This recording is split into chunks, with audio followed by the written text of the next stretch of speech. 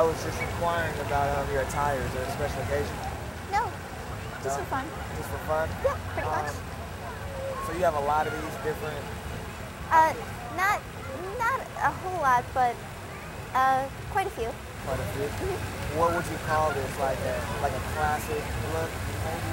Doll, baby doll? Well, kind of like a dollish kind of look, yeah. Okay, and you always come here and just enjoy the park? Whatever. Yeah, I came to enjoy the park today because... You're from out here?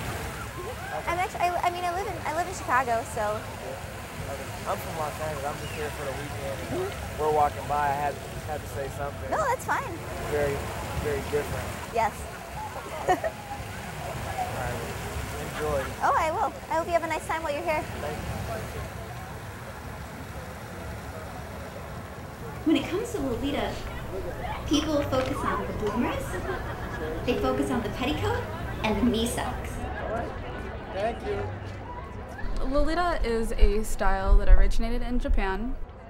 If people know the name of the fashion and they don't know a lot about the fashion, which is often the case, they do misinterpret it to be something sexual. And we have had people tell us all sorts of crazy things about the things that they think we do, and that's not usually the case. Lolita fashion is just a fashion style. It's nothing more than that.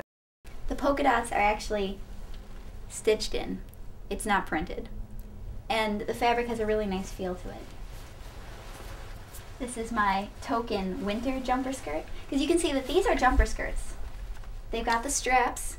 They don't have any, any sleeves. That's really what it, and they're meant to be worn over a blouse. I'm wearing a blouse, this jumper skirt, 2 petticoats, my regular underwear, a regular bra, bloomers, and that's everything. People save up money for these clothes. It's not just like running out and going to Japan and buying clothes. It's the clothes are very important and they're well taken care of. You have to get them dry cleaned, have them hung in the closet. They can't just be thrown around. Growing up, I've changed so many different styles and I've been involved in so many different subcultures and adapted different things into my style.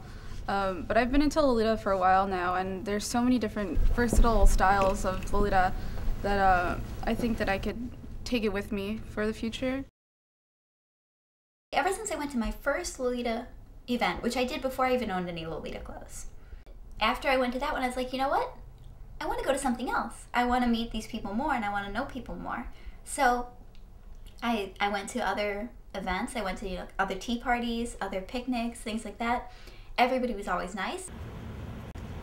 The most positive impact in my life of being Lolita has been all the wonderful friends that I've made.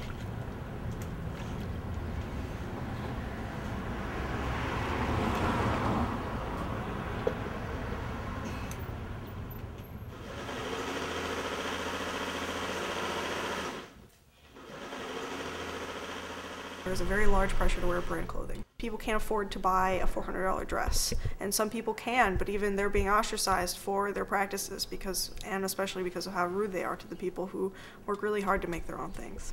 Of a community of Lolita, of people who know each other, who know that they dress Lolita, they are all found on the internet. I did have some trying times where I made my own clothing, and I had somebody that I didn't even know take a picture of me, and it ended up on the Lolita community on the internet.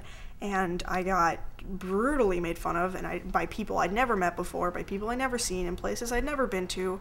And I then took it upon myself to go to one of the meetups in the Chicago community. I met a lot of really great people in the community that gave me strength to persevere and to make my own clothing without the rules of Lolita and the rules of what people on the internet think about how you dress.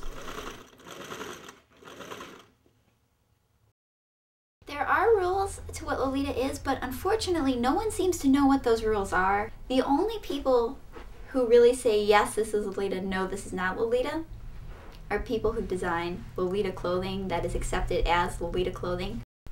There are the Sweet Lolita, which I'm putting first because I am one.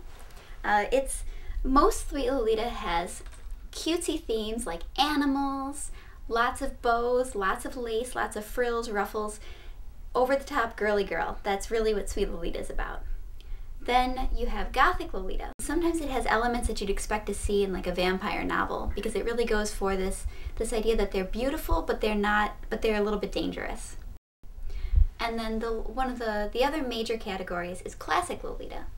Classic Lolita uses more subdued colors, and I think that they draw really heavily from the Victorian era because they go for modesty, elegance. They want to look more mature. Showing less skin is really about what Lolita's about.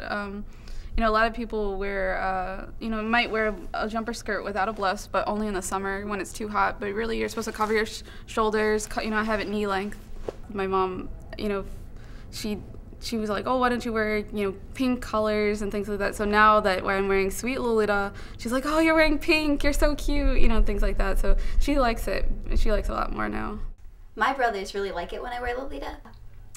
They insist on speaking with kind of like a mock Japanese lisp when talking about my clothes, and they always call them Lolita crows, and they won't pronounce any of the L's. And their favorite sentences, they'll be like, so, Aris, are your Lolita crows green?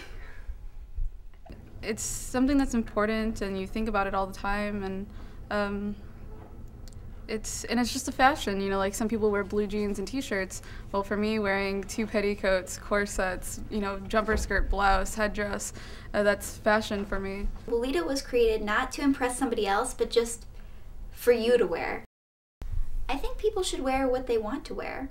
If you wear it and it's not Lolita, just don't call it that, and there you go, you're done. Problem solved. Now you can be happy and enjoy your clothes. You don't have to debate them with anyone. If something inspires you or touches you, it probably stays with you for a long time, even if you move on to something else. Elements of that are probably going to always stay with me. So I've spent so much time and emotional attachment, so much time and just being involved in Lolita that I don't think that I'm going to stop being Lolita or being part of it or looking at the clothes anytime soon.